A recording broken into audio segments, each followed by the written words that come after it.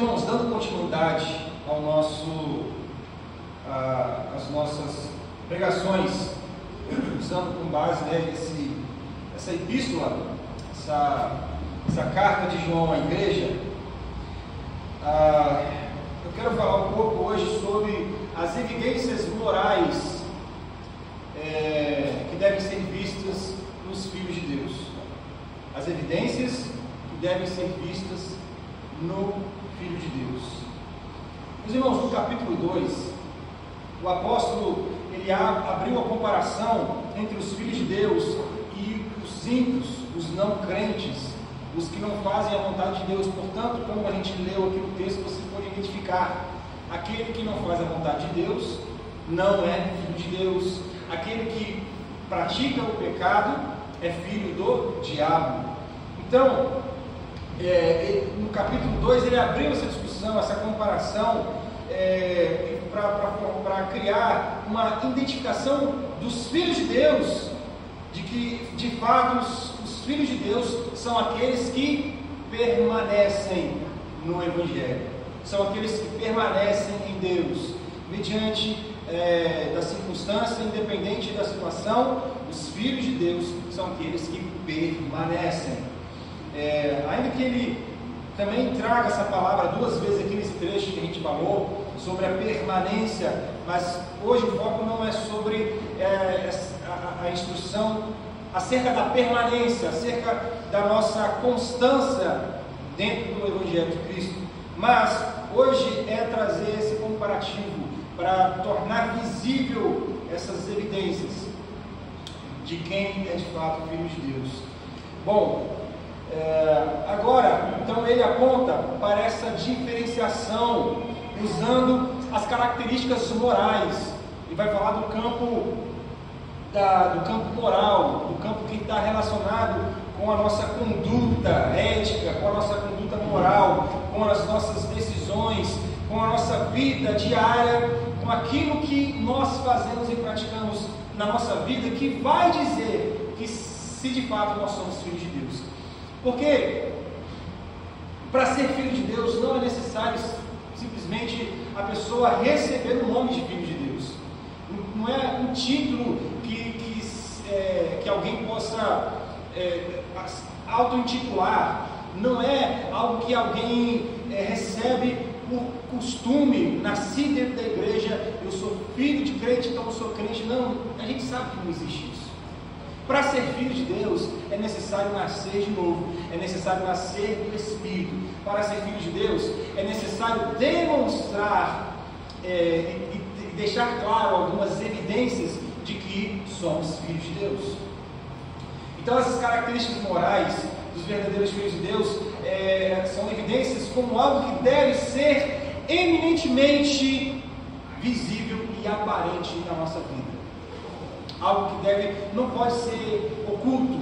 A gente não pode dizer que a gente pode falar que é crente dentro do coração ou na mente e externamente não mostrar isso, não trazer evidências, não deixar claro às pessoas lá fora, na nossa vida social comum, no nosso trabalho, nos nossos afazeres diários, na rua. O simples fato de sair na rua, a gente deve mostrar para as pessoas que nós somos crentes. As pessoas ao nosso redor devem saber, devem concluir, não apenas porque nós nos autodeclaramos crentes ou cristãos ou filhos de Deus, mas porque nós tomamos decisões com base no que significa ser um filho de Deus. É isso que eu quero falar sobre essas evidências, as evidências morais dos filhos de Deus. Irmãos, o apóstolo, para elucidar a vida cristã, a vida prática cristã, ele aponta para o ministério mimético, a imitação, o ministério do discipulado. Ou, em outras palavras, o cristão ele deve ter essa capacidade de seguir os passos de Jesus em todas as áreas da sua vida. Então, em todas as áreas da sua vida, da minha vida, da nossa vida cristã, nós que somos cristãos, nós devemos demonstrar em todas as áreas da nossa vida de que nós somos filhos de Deus. Então, para frisar isso, né, somos filhos de Deus. O apóstolo dele começa no versículo 1, fazendo essa declaração, trazendo essa verdade sublime, trazendo essa verdade que tanto nos toca, porque ser filho de Deus não é algo que qualquer um consegue ser. Veja, existe um conceito geral no mundo, né, de que, ora, todos são filhos de Deus. A gente está vendo, vai ver mais a fundo aqui no texto, que o texto não é isso que o texto sugere. O texto dele vai deixar claro que existem os filhos de Deus e existem os filhos do diabo. Então, peraí, dizer que todo e qualquer um, e cada uma pessoa do planeta, só porque é um ser humano, ele é um filho de Deus, a gente está, biblicamente, não vou nem falar teologicamente, vou falar biblicamente, a gente está errado. Porque para ser filho de Deus, é necessário você receber esse direito. Para você ser filho de Deus, você não tem que nascer a partir da humanidade. As pessoas fazem a diferença, né? Olha, nós somos filhos de Deus, diferente dos animais. Os animais são criaturas de Deus. Não, criatura. O ser humano que não crê em Jesus como seu Salvador, ele não recebe a paternidade da parte de Deus. Ele não pode ser chamado filho de Deus. Ele pode ser chamado criação de Deus, criatura de Deus.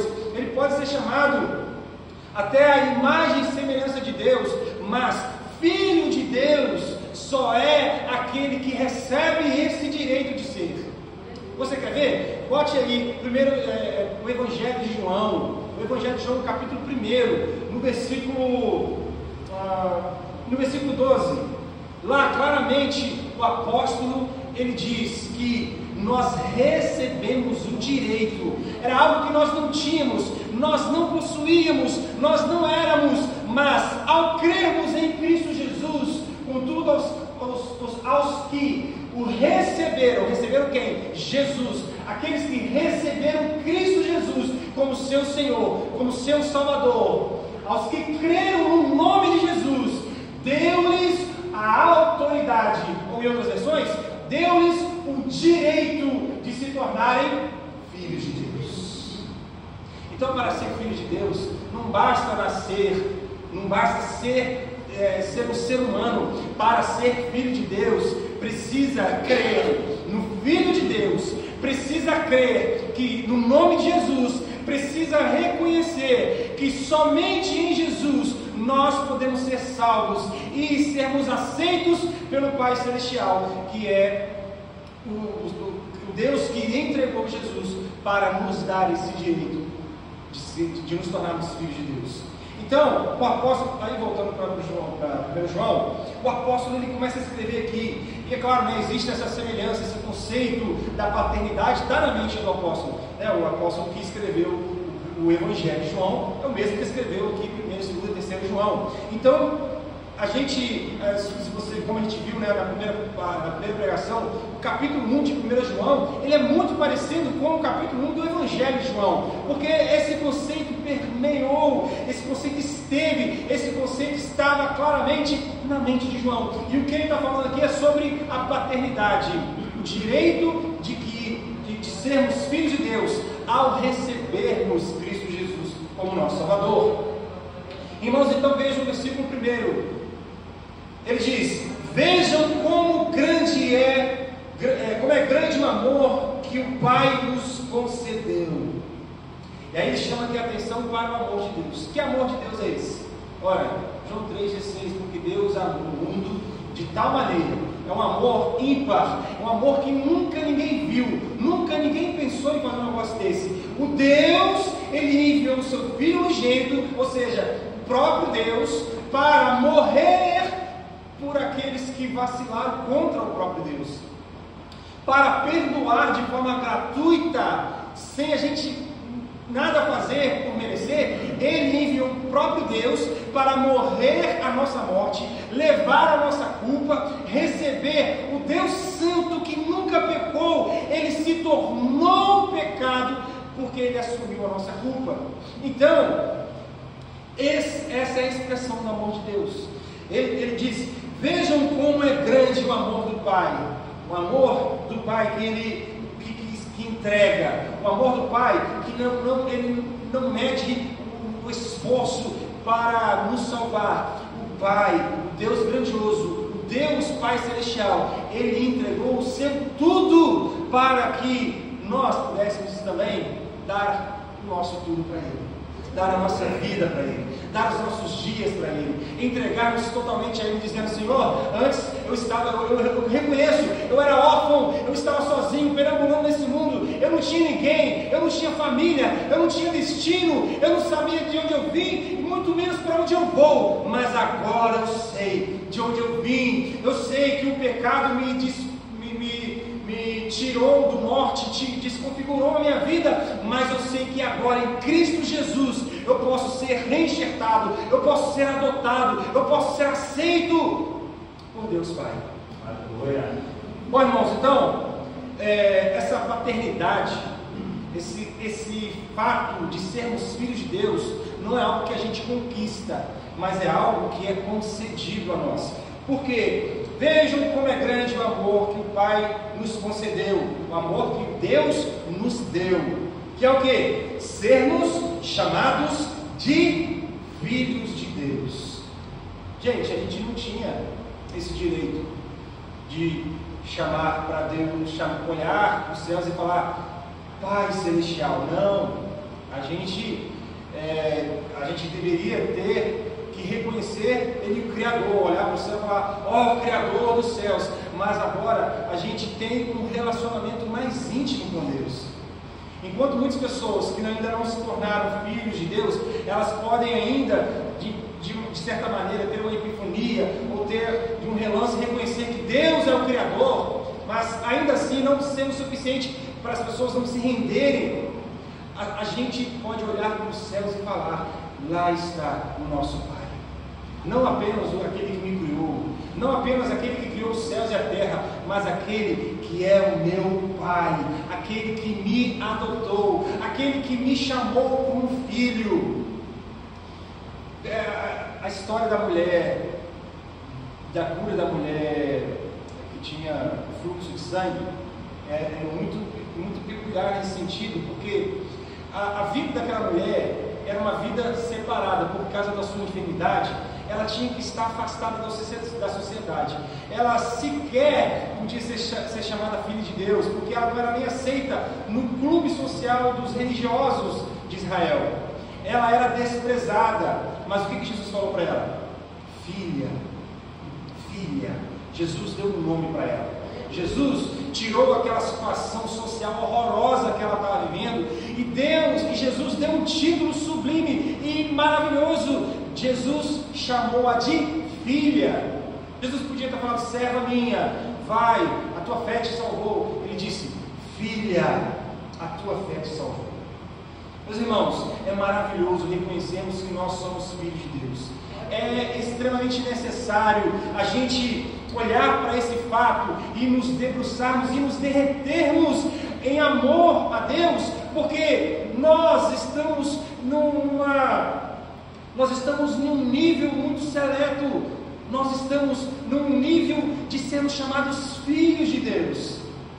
Isso não é pouca coisa, isso não é um título mero que recebemos, isso não é coisa pequena que recebemos, mas é a melhor coisa que você pode ter recebido na sua vida, é de ter sido chamado de filho da parte de Deus. E esse título, essa paternidade, essa adoção é algo que nós recebemos. É um direito que recebemos quando nós cremos em Jesus, como eu já falei no Evangelho de João, capítulo versículo 12. É algo que o mundo não reconhece. O mundo não sabe o que é isso. O mundo não sabe o que é ser de fato adotado pelo Pai Celestial. Veja, o versículo continua dizendo: sermos chamados filhos de Deus, o que de fato nós somos. Por isso o mundo não nos conhece, porque não o conheceu. Veja, ele está dizendo que o mundo não entende a gente. O mundo não sabe o que é ser filho de Deus. O mundo não entende. Eles olham para nós aqui e acham que somos fanáticos, e acham que somos loucos, e acham que somos pessoas que não sabemos pensar, não raciocinamos, estamos sendo enganados, mas que na verdade nós fomos libertados por meio da verdade. A verdade nos alcançou e a verdade nos libertou, e a verdade nos adotou. Cristo Jesus é a verdade e a vida, e nele nós fomos enxertados, nele nós fomos adotados por Deus, por causa de Cristo Jesus. Então, existe esse aspecto de que o mundo ele não vai entender nunca o que é esse título de ser chamado filho de Deus. Por isso eles banalizam, por isso eles falam, todo mundo é filho de Deus. Não, calma aí, somente aqueles que creem no Filho de Deus, aqueles que receberam Cristo Jesus como o autor e o consumador da sua fé, é que pode ser chamado filho de Deus. É algo que o mundo não entende, porque o mundo não experimentou. É algo que o mundo não conhece, porque o mundo nunca recebeu. Por isso que o mundo não entende. E por isso, irmãos, que a igreja de Cristo Jesus é hostilizada pelo mundo. O mundo é hostil à igreja. O mundo persegue a igreja. O mundo... E aí a gente tem que, às vezes, entender que, às vezes, o mundo está até dentro da igreja. A perseguição interna, né? Como o relato do pastor Mauri sobre todas as perseguições que ele sofreu, né, lá no ato da missão. Irmãos, o mundo é hostil à igreja de Cristo Jesus. O mundo não quer reconhecer, não sabe, não entende a obra que fazemos, o desempenho, o esforço, a alegria que nós temos em levar o Evangelho, em falar da cruz de Cristo, em dizer. O mundo não entende esse amor, essa compaixão. O mundo não sabe olhar para o outro e ver que o outro merece um caminho melhor. Quantas pessoas estão nesse mundo sofrendo na mão do pecado, sofrendo na mão do diabo e precisam de uma libertação, e nós temos a palavra que leva à libertação, o Evangelho de Cristo Jesus. Por isso nós não podemos nos calar, mesmo diante de um mundo hostil. A gente não pode se calar, a gente precisa continuar. Importa mais obedecer a Deus do que obedecer ao homem. Amém? Então, irmãos, esse título de ser filho de Deus é algo que é uma vida incompatível com o sistema do mundo. O mundo tem o seu sistema próprio, um sistema pecador, um sistema imoral, um sistema de que é cada um por si e o resto cada um por si, cada um busca a sua própria sorte, cada um vai buscar passar por cima do outro. Irmãos, o mundo tem o seu sistema próprio, egoísta, mas a igreja de Cristo Jesus tem o sistema de Cristo, que é o compartilhar. Enquanto no mundo as pessoas buscam viver a sua própria sorte, na igreja, os filhos de Deus buscam viver a vontade de Cristo, buscam viver o compartilhar do Evangelho, o compartilhar até mesmo das posses. Quem é filho de Deus não tem um coração endurecido para dividir sua posse, para ajudar aquele que possui menos. Nós, os filhos de Deus, nós temos uma mentalidade, ainda que eu venha perder, eu sei que na eternidade nós ganhamos aquilo que mais importa, é a nossa salvação. O mundo está preocupado com o enriquecimento, o mundo está preocupado em viver as suas alegrias aqui e agora. Nós estamos preocupados em alegrar o nosso Pai e esperamos confiantes, mesmo debaixo de muita dificuldade, mas ainda nós sabemos que devemos permanecer, porque chegaremos naquele grande dia e o veremos face a face. Aleluia.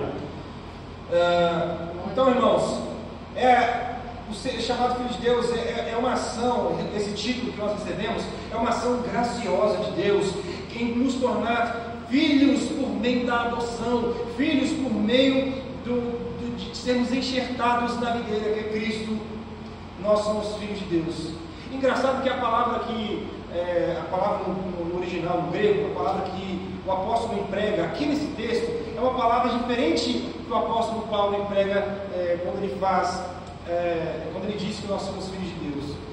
O apóstolo Paulo, ele usa a palavra reioi, que significa ser filho, mas é um filho por formalidade, é um filho por adoção, mas uma adoção formal, é aquele tipo de filiação que não existe muita intimidade, mas a palavra que João usa aqui, a palavra tecna, que demonstra um relacionamento íntimo. Então veja, até João ele teve esse cuidado de falar, olha, nós somos filhos, sim, nós somos filhos adotados, mas a nossa adoção nos leva a uma intimidade muito específica e muito profunda com Deus. Nós fomos chamados a viver esse grandioso amor de Deus, porque nós éramos alheios a Deus, nós fomos rejeitados de Deus porque nós pecamos, e porque pecamos nós nos afastamos de Deus e receberíamos a ira de Deus, mas agora nós somos filhos de Deus, somos adotados, nós recebemos a intimidade de Deus, nós podemos estar próximos de Deus, nós podemos nos aproximar dele, podemos estar cada vez mais perto de Jesus. E como fazemos isso?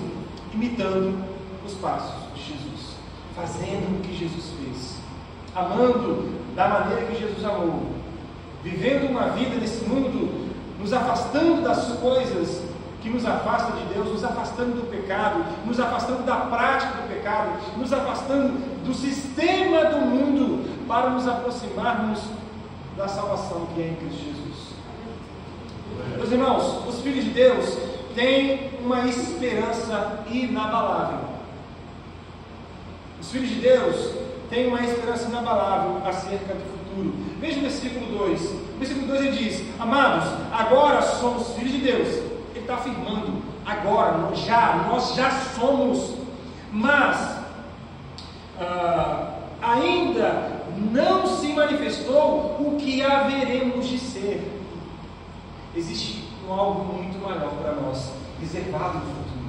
Existe uma glória muito maior para nós, ainda que nesse momento aqui, já agora, a gente já pode ser diferente, a gente já pode viver uma vida livre da culpa do pecado, a gente já pode viver, experimentar de certa maneira essa liberdade que temos em Cristo Jesus, mas chegará um dia em que nós iremos manifestar aquilo que realmente Deus nos chamou para ser. Somos agora filhos de Deus, mas ainda não se manifestou o que haveremos de ser. E o que haveremos de ser? Seremos semelhantes a Ele, seremos iguais a Ele, nós seremos semelhantes a Cristo Jesus, seremos semelhantes ao Filho de Deus, de fato seremos filhos de Deus, pois o veremos como Ele é. Meus irmãos, no dia que Jesus se manifestar para nós, no dia que Ele nos chamar e nós nos encontrarmos com Ele nos ares, lá nós o veremos como Ele é e enxergaremos como nós iremos ser. Nós enxergaremos como Ele é na sua totalidade, na sua plenitude, e nós também iremos experimentar e visualizar o que nós fomos chamados para ser na nossa totalidade e na nossa plenitude. Então veja, irmãos, existe uma promessa gloriosa para nós no futuro. O Evangelho não é uma promessa de vitória para esse mundo aqui. O Evangelho, na verdade, Jesus disse: olha, no mundo tereis aflições, tá? Sejam alertados aí, vou deixar vocês brifados, fiquem tranquilos, porque no mundo vocês vão ter aflições, por causa do nome de Jesus, vocês serão perseguidos, mas tende bom ânimo, porque Jesus venceu o mundo. Irmãos, existe uma promessa de algo melhor para nós.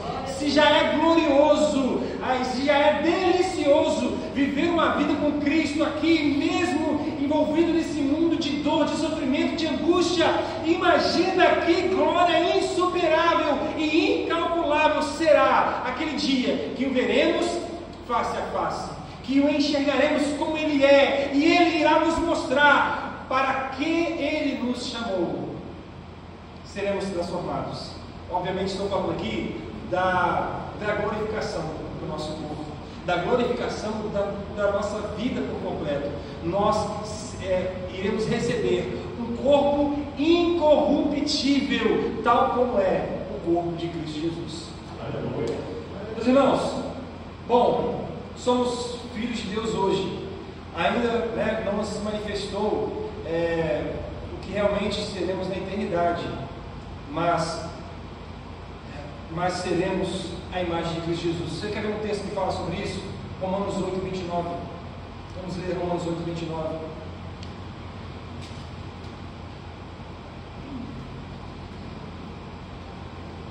Romanos 8, 29 diz: pois aquele que de antemão conheceu, também os predestinou para serem conformes à imagem do seu Filho, a fim de que ele seja o primogênito entre muitos irmãos. Meus irmãos, nós seremos transformados à imagem do Filho de Deus. Nós iremos receber um corpo dotado de plena santidade. Nós aqui estamos numa caminhada, numa luta de santificação. A gente ganha, às vezes a gente perde. O que a gente não pode fazer é permanecer no erro, permanecer no pecado, como a gente vai ver mais para frente aqui. Mas a nossa promessa, a promessa que Deus fez a nós é que um dia todo esse choro vai acabar. Um dia toda essa dor vai acabar. Um dia toda essa angústia vai acabar, porque nós seremos feitos à imagem e semelhança do Filho de Deus. Seremos muitos irmãos, onde Cristo Jesus, Ele é o Filho primogênito. Só seremos de fato, irmãos, o que fomos criados para ser quando estivermos com Cristo Jesus. E aqui vale um apelo prático para a nossa vida hoje e, claro, para a nossa vida futura. Nós só seremos de fato o que Deus nos chamou para ser quando estivermos com Cristo Jesus. Mas hoje, aqui, agora, nós só podemos ser o que Deus nos chamou para ser neste mundo se estivermos em Cristo Jesus. Nenhum ser humano pode ser a sua melhor versão de si se não estiver em Cristo Jesus. Hoje existe uma onda, uma onda fitness das pessoas, de buscarem os coaches de academia, dizendo: olha, vou fazer aqui um programa para você ser a melhor versão de si mesmo. Meu irmão, só podemos ser a melhor versão de nós mesmos se estivermos com Cristo Jesus. Se nós não estivermos em Cristo, com certeza nós seremos cada vez mais a pior versão de nós. Sem Cristo Jesus é só ladeira abaixo, como diz o ditado. Sem Cristo Jesus é só queda, é só erro, é só pecado. Mas em Cristo Jesus nós podemos ser vitoriosos. Em Cristo Jesus nós podemos ser vitoriosos. Os irmãos, continuando, os filhos de Deus carregam as marcas do Filho de Deus. Nós, filhos de Deus, nós devemos carregar as marcas do Filho de Deus, Cristo Jesus. Quem espera por Cristo busca viver uma vida santificada. Veja o versículo 3. Todo aquele que nele tem esta esperança purifica-se a si mesmo, assim como ele é puro. Meu irmão, não é uma questão meramente de obrigatoriedade. A gente não pode simplesmente ser obrigado a nos santificar. A gente não pode simplesmente dizer: eu estou fugindo do pecado porque eu sou obrigado. Não. A mente do cristão, ela é modificada de modo que é um prazer viver em santidade. É um caminho delicioso, é um caminho sublime que o crente ele escolhe. Agora, em Cristo Jesus, viver uma vida santa. É algo natural, é algo orgânico. Veja, ele não está falando acerca de um esforço que a pessoa ela tem que fazer para cumprir uma regra, que você que está em Cristo Jesus, você tem que cumprir a regra de se santificar. Não é isso, ele está dizendo, todo aquele que nele tem esperança, que nele tem esta esperança, purifica-se. É natural. Todo aquele que tem Cristo Jesus, automaticamente, naturalmente, organicamente, vai procurar viver uma vida santa. A santidade não é um mero esforço ou uma mera obrigação. A santidade é algo natural. É uma conduta moral intrínseca dos filhos de Deus. É uma marca dos filhos de Deus. Os não crentes, os ímpios, têm que olhar para os cristãos e ver que um cristão ele demonstra de forma natural uma vida de santidade. Irmãos, sobre a incompatibilidade moral entre os filhos de Deus e os ímpios, entre os filhos de Deus e os filhos do diabo. O apóstolo ele vai apontar aqui sobre agora algumas incompatibilidades. A prática do pecado é a marca de quem não foi regenerado. Veja o versículo 4. Todo aquele que pratica o pecado transgride a lei. De fato, o pecado é a transgressão da lei. É coisa natural do ímpio viver na prática do pecado. E eu preciso dizer, o que é a prática do pecado? É viver na constância do pecado. É viver num hábito constante de pecar. O crente, a gente não vai assumir, porque a palavra de Deus não assume também isso, que a gente não pode mais pecar. Não, a gente peca. E o apóstolo João, nessa carta, vai dizer, quem diz que não peca é um pecador mentiroso, porque todos pecam.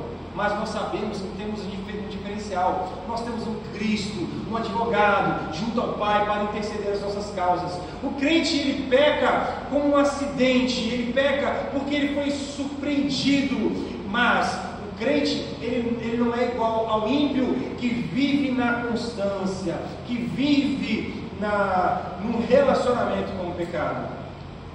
Então, existe essa incompatibilidade. Os filhos de Deus não são compatíveis com os filhos do diabo. Os filhos de Deus não são compatíveis com os ímpios. Essa prática do pecado é uma marca dos ímpios, dos filhos do diabo. A prática do pecado é uma clara oposição a Deus. Veja o versículo 5. Vocês sabem que Ele se manifestou para tirar os nossos pecados, e nele não há pecado. Meus irmãos, Jesus se manifestou para fazer oposição ao pecado. Se a pessoa sucumbir ao pecado e viver uma vida de pecado, e andar no pecado, e se deleitar no pecado, e gostar do pecado, e viver deliberadamente no pecado, esta pessoa está vivendo deliberadamente uma vida de oposição a Cristo, porque Cristo fez oposição ao pecado na cruz. Cristo derrotou o poder do pecado e nos deu a liberdade de dizer não para o pecado. Portanto, um crente, um filho de Deus, ele não vive na prática do pecado. A prática do pecado representa uma resistência à vontade de Deus. Veja o versículo 6. Todo aquele que nele permanece não está no pecado. Todo aquele que está no pecado não ouviu e nem o conheceu. Nós conhecemos a Deus. Nós queremos continuar conhecendo a Deus. Nós buscamos a Deus e queremos continuar buscando a Deus. Por que isso? Porque Deus plantou em nós uma semente da sua palavra. Deus colocou em nós o seu Espírito Santo que age na nossa consciência. Deus, Ele não permite que Deus não permite que a gente viva uma vida de constante pecado, porque isso é incompatível, isso é uma oposição, isso é negligenciar o favor que Deus nos deu. Então, a marca do cristão é viver uma vida fugindo do pecado. A prática do pecado representa o total afastamento e falta de conhecimento de Deus. O versículo 6 está falando claramente isso. Todo aquele que está no pecado não ouviu e não o conheceu. Quem é que vive na prática do pecado? Quem que anda com o pecado lado a lado? Os filhos do diabo. Irmãos, aqueles que vivem na prática do pecado, vivem subordinados ao pecado e filiados ao diabo. É o que o versículo 8 fala. Veja, o versículo 8 ele diz: aquele que pratica o pecado é do diabo, porque o diabo vem pecando desde o princípio. Então, são evidências aqui claras de diferenciação, de demonstrar quem é filho de Deus e quem é filho do diabo. O crente, em hipótese alguma, ele pode ter um relacionamento com o pecado. Irmãos, o pecado é o grande problema da humanidade. O pecado é o grande câncer da humanidade. O pecado é quem descaracteriza o ser humano. O pecado é quem derruba a mente, é quem derruba a moralidade do ser humano. O pecado é quem destrói, corrói, é quem desfigura completamente o ser humano. E nós, que estamos em Cristo Jesus, nós não podemos retroceder, voltar à prática do pecado. Devemos estar numa vida constante, buscando a santificação. Aleluia. Mas o crente, bom, eu disse que há várias características dos filhos do diabo, dos ímpios. Eles vivem no pecado, vivem na prática do pecado. Mas o crente, os filhos de Deus, não é assim. Os filhos de Deus não vivem na prática do pecado, apesar de estar no corpo sujeito à morte por causa do pecado. Vamos ver Romanos 7, 21. O que Paulo fala sobre esse assunto? Romanos 7, 21 em diante. Ele diz: assim encontro esta lei que atua em mim. Quando quero fazer o bem, o mal está junto a mim. No íntimo do meu ser tenho prazer na lei de Deus, mas vejo outra lei atuando nos membros do meu corpo, guerreando contra a lei da minha mente, tornando-me prisioneiro da lei do pecado que atua em meus membros. Miserável homem que sou, quem me livrará do corpo sujeito a esta morte? É a pergunta que ele faz. Paulo está fazendo uma razoada aqui acerca do homem que vive na prática do pecado, que vive na constância do pecado. E aí, Paulo ele se coloca aqui como um interlocutor, né? Ele fala de si mesmo, mas para dar exemplo a uma outra pessoa, como se ele estivesse falando dele mesmo, como se fosse de um outro personagem. Claramente, Paulo estava fazendo referência à sua vida antiga, à sua vida antes de Cristo. Mas agora ele está dizendo: veja, a pessoa sem Deus, por mais que ela quer fazer o bem, ela não consegue fazer. Por mais que ela quer buscar fazer aquilo que ela sabe que tem que fazer, ela não consegue, porque ela está debaixo do corpo do pecado, está debaixo do corpo dessa morte, porque o salário do pecado é a morte. E aí ele faz essa exclamação, ele diz: que miserável homem que sou, quem me livrará do corpo sujeito a esta morte? E aí no versículo 25 ele responde: graças a Deus por Cristo Jesus, o nosso Senhor. De modo que com a mente eu próprio sou escravo da lei de Deus, mas com a carne da lei do pecado. Irmãos, Paulo está dizendo aqui que ainda que a gente esteja nesse corpo, ainda que a gente ainda esteja nesse corpo da morte do pecado, que o pecado ainda atua, mas graças a Deus nós podemos em Cristo Jesus obedecer à lei de Cristo. Graças a Deus nós podemos deixar de ser esses homens miseráveis que não tinha saída, que não tinha como opinar na sua própria vida. Agora nós temos liberdade de dizer não para o pecado. Os filhos de Deus podem dizer sim, não para o pecado, porque essa é uma graça que Cristo Jesus nos conquistou. Irmãos, os filhos de Deus são vitoriosos sobre o pecado por causa da vitória de Jesus. É o que ele diz no versículo 5. né? Vocês sabem que Ele se manifestou para tirar os nossos pecados. Quem que venceu o pecado? Cristo Jesus. E se nós somos filhos de Jesus, nós, por consequência, somos também vitoriosos sobre o pecado. Mas a gente, de vez em quando a gente erra, de vez em quando eu cometo um erro. Calma, você não está vivendo na constância do pecado. Você pode cometer um erro ou outro, mas você tem um coração arrependido e você pede perdão a Deus, e Deus te perdoa, porque você tem junto a Deus um advogado para lutar as suas causas. Mas e aquele que não tem fé em Cristo Jesus? Quem pode atuar por ele? Quem pode lutar em favor dele? Quem pode se representar aquele ímpio que não crê em Jesus nos tribunais eternos? Ninguém. Porque se o ser humano rejeitar o único que pode te representar diante do tribunal de Deus, quem poderá te representar? Por isso que nós devemos levar essa mensagem, esse evangelho de libertação aos homens, dizendo: meu filho, existe um tribunal preparado, existe um Deus santo que há de julgar a sua vida. Veja, você quer se auto-representar, ou você quer que alguém muito maior que você e muito mais gracioso, aquele pode e ele vai tomar a sua culpa, o seu pecado? Basta você crer no Filho de Deus e será salvo. Irmãos, nós não somos e não vivemos enganados. Os ímpios, os filhos do diabo, eles são enganados e vivem na constância do pecado e vivem no hábito do pecado, porque eles são iludidos e enganados por causa do engano que Satanás infligiu deles.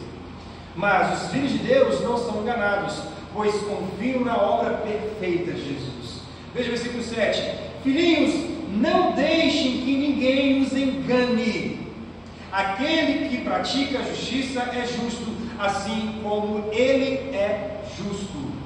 Meus irmãos, nós não somos mais enganados, e não tem ninguém neste mundo que possa nos enganar. E quando alguém tentar vender uma mentira, um conceito antibíblico, tentar inventar uma outra religião, inventar um outro meio de salvação, nós devemos saber e permanecer na blindagem que Deus nos deu. Nós estamos blindados por causa do Evangelho. A palavra de Deus está no nosso coração, e se nós guardamos a palavra de Deus, nós guardaremos os nossos pés. É o que o salmista falou: a tua palavra escondi no meu coração, para que eu não venha pecar contra ti, Senhor. Os filhos de Deus não andam no hábito do pecado, porque receberam a semente divina. Veja o versículo 9, ele diz: todo aquele que é nascido de Deus não pratica o pecado. Aqui não significa a pessoa não cometer pecado, tá? O que ele está falando que não pratica o pecado é a pessoa que não vive um relacionamento com o pecado, não vive constantemente pecando. Ele está dizendo: todo aquele que é nascido de Deus não pratica ou não vive no hábito do pecado, porque a semente de Deus permanece nele. Irmãos, essa semente é a palavra de Deus. Nós fomos alcançados pela palavra do Evangelho de Jesus. Nós, quando recebemos essa mensagem gloriosa, essa mensagem sublime, nós entendemos que não há nada mais lindo do que o Evangelho. Não há nada mais perfeito do que o Evangelho. Não há nada mais libertador do que o Evangelho. Então, quando nós conhecemos o Evangelho de Cristo Jesus, nós podemos, portanto, dizer: nenhuma condenação há mais sobre os filhos de Deus. Nós somos livres. Se Jesus nos libertou, verdadeiramente somos livres. Quem pode nos condenar? Satanás não tem mais força para vir contra nós, nos condenando, nos acusando, tentando nos intimidar, porque maior é o que está em nós do que o que está no mundo. No mundo está o engano de Satanás, mas em nós está a verdade do Evangelho de Cristo Jesus. No mundo estão as mentiras do diabo, em nós estão as verdades de Deus. No mundo reside as trevas, em nós mora e emana em nós, está em nós e brilha em nós a luz de Cristo. No mundo existe o pecado. Em Cristo Jesus existe uma vida santa. E existe uma vida incomparável preparada para você ainda no futuro. Glória a Deus. Bom, irmãos, concluindo, os filhos de Deus e os filhos do diabo devem ser conhecidos por suas obras. A gente pode olhar para o mundo e conhecer quem é mundano. É muito fácil reconhecer uma pessoa que não é cristã, uma pessoa que não é verdadeiramente cristã. Porque muitos podem se falar: Senhor, eu preguei em seu nome, Senhor, eu falei isso, Senhor, eu fiz aquilo, olha, eu muito falei na sua igreja. Mas pode acontecer que Jesus fala assim: olha, não te conheço. Mas Jesus disse em Mateus 7,20 que são pelos frutos que se conhecem as árvores. O crente precisa produzir frutos. O crente precisa demonstrar frutos. O crente precisa deixar claro quais são os frutos da nossa vida. Assim como é visível, assim como são visíveis os frutos dos filhos do diabo, dos ímpios, eles frutificam a maldade, frutificam a impureza, frutificam a imoralidade. Eles falam de coisas que nem conhecem e só vivem no engano, nas trevas. Eles vivem no pecado e produzem o pecado e destilam o pecado, respiram o pecado, transpiram o pecado. Mas também nós, filhos de Deus, devemos demonstrar os nossos frutos. Para eles são frutos de condenação. Para nós são frutos que mostram a justiça que está em nós. Os nossos frutos devem demonstrar a obra de Cristo em nossa vida. Os frutos que nós temos que demonstrar devem deixar claro a nossa salvação em Cristo Jesus. A humanidade, irmãos, está dividida. É só você ver a época de eleição em qualquer país. O mundo está dividido entre esquerda e direita. Mas em quem pratica ou não a justiça é o que verdadeiramente o mundo está dividido. Não é em esquerda e direita, mas é quem faz o certo e quem faz o errado. Não é quem está do lado progressista ou do lado liberal, politicamente falando, que está do lado correto do mundo. Mas o mundo está dividido entre o bem e o mal, entre o certo e o errado. O mundo está dividido entre a luz e as trevas, a verdade e a mentira. O mundo está dividido entre o pecado e a vida santa. Irmãos, nós, os filhos de Deus, temos que demonstrar os nossos frutos de santidade. Não há meio termo, irmãos. Não há uma maneira de negociar um pouco aqui, um pouco ali. Muito também é do diabo. A gente precisa escolher muito bem o nosso lado. Na verdade, nós escolhemos muito bem o nosso lado. E devemos permanecer nesse lado, no lado de Cristo Jesus.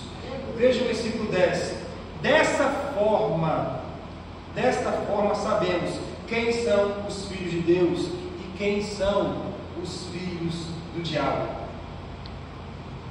É necessário dividir, separar o joio do trigo, porque isso uma hora ou outra vai acontecer.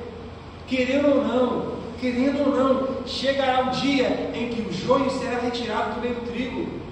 Nós temos o trabalho de reconhecer, identificar o joio e transformar o joio em trigo, enquanto há tempo. Então, ele está dizendo, existe uma maneira para a gente reconhecer quem é quem neste mundo, quem é filho de Deus e quem é filho do diabo. Qual é essa maneira? Ele diz, quem não pratica a justiça não procede de Deus. Os filhos de Deus são os praticantes da justiça. Não justiça que nós inventamos, não justiça nossa própria, não o que nós achamos que é justo, correto ou agradável, mas nós praticamos a justiça que vem do alto, a justiça de Deus, que é amar o próximo como a nós mesmos, que é amar a Deus sobre todas as coisas, que é nos afastar do pecado, que é resistir ao diabo, que é fugir da aparência do mal, que é andar numa vida santa, que é buscar a Deus e viver uma vida que glorifica a Deus. Esse é o nosso objetivo e esses devem ser os frutos a partir da nossa vida. Meus irmãos, precisamos ser conhecidos como os filhos de Deus, porque os filhos do diabo são plenamente conhecidos por suas obras, pelas obras más que eles praticam. Nós também precisamos ser conhecidos pelas boas obras para as quais nós fomos chamados. Você foi chamado para viver as boas obras em Cristo Jesus. Você foi chamado para viver uma vida santa em Cristo Jesus. Portanto, eu te convido, não retroceda, permaneça em Cristo, não desista, fique em Jesus, permaneça e se esforce cada vez mais para, de forma natural, você demonstrar e deixar claro para o mundo quais são os frutos dignos de arrependimento. Amém? Amém? Que possamos reconhecer essas verdades. O crente é diferente dos ímpios. Nós não vivemos na alegria do pecado, porque a alegria do pecado é momentânea, a alegria do pecado é passageira, é curtíssima, mas a alegria que nós temos em Deus, meus irmãos, é uma alegria perene, é uma alegria constante, é uma alegria eterna. Então, que possamos ser encorajados a permanecer, ficar em Cristo Jesus e honrando a Deus com a nossa vida de santidade. Amém? Vamos orar. Santo Deus, maravilhoso é o seu nome, Jesus. Tu nos chamaste, Deus, para viver uma vida que glorifica a Ti.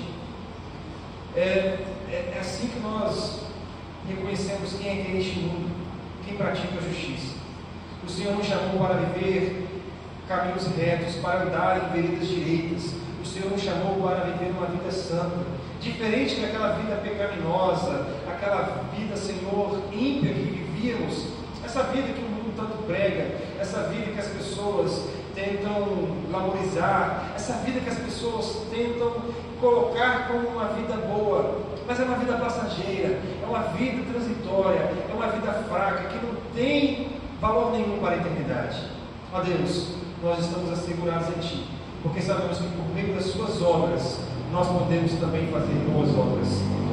Sabemos que as nossas obras, Deus, não nos salvarão, mas nós sabemos que as nossas obras são evidências da nossa salvação. Nós somos salvos em Ti, nós cremos em Ti e sabemos que a nossa salvação está em Ti, Jesus. Portanto, ajuda-nos a transparecer, a dar evidências da nossa salvação. Ajuda-nos, ó Deus, a frutificar essa tão grandiosa salvação que recebemos em Ti.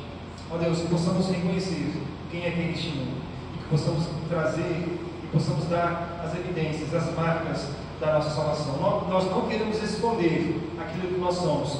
Nós somos filhos de Deus que foram chamados para andar na luz de Cristo. Esta é a minha oração, Senhor.